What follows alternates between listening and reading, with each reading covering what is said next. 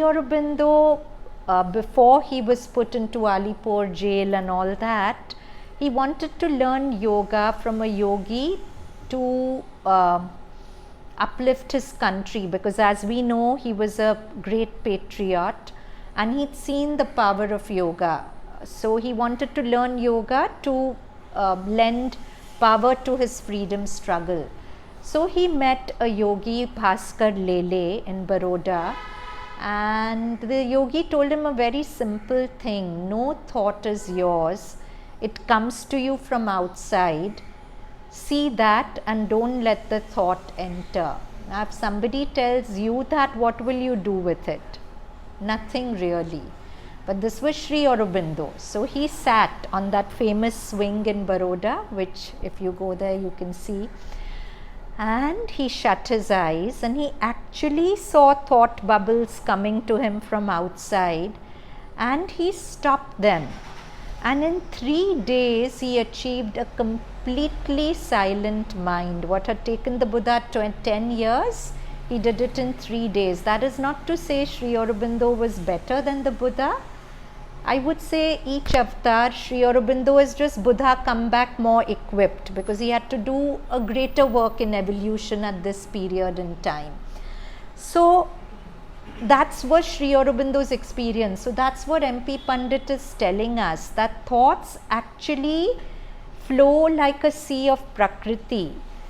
If you make a thought your own, only then it affects you, and only then you experience the karma of thinking it. Karma begins with thought, right?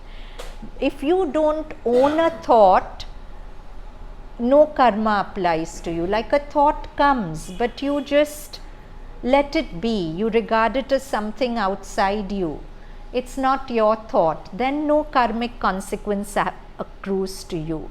So in yoga, it's very important to have this capacity to be a third person to your thought. I think we spent a large chunk of last Saturday exploring this possibility, how to be a third person to your thought.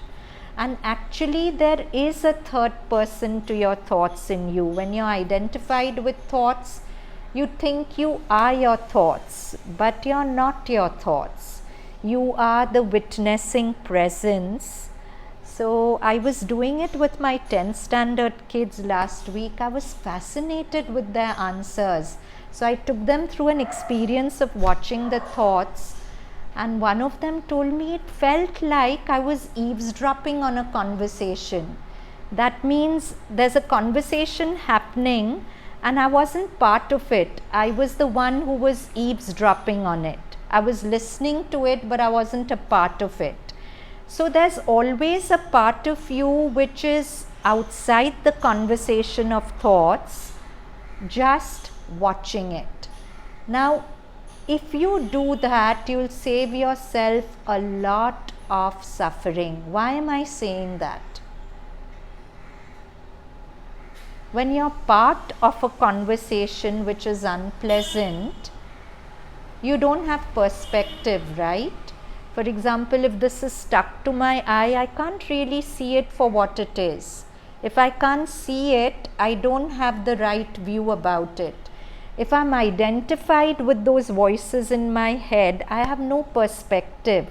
They can run amok in my head and I'll believe everything they are saying.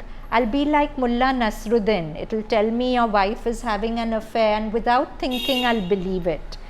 Whatever, take it as that person's against you, that person is always putting you down, whatever.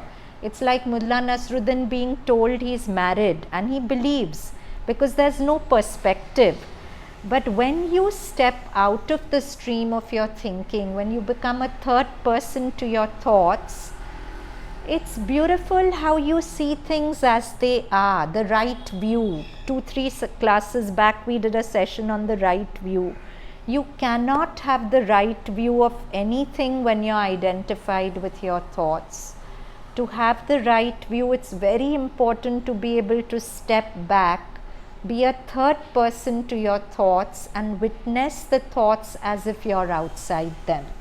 So that's what MP Pandit is referring to.